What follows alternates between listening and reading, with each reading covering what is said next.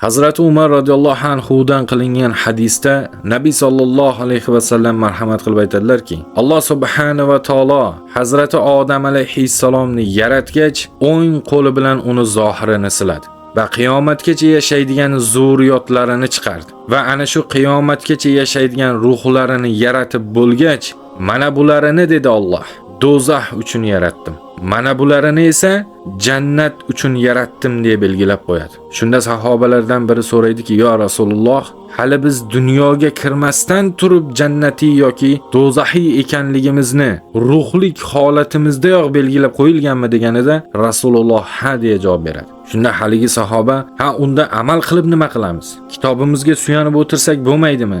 Jannatga yozgan bo'lsa zotan jannatga, do'zaxga yozgan bo'lsa zotan do'zaxga ketar ekanmiz-ku.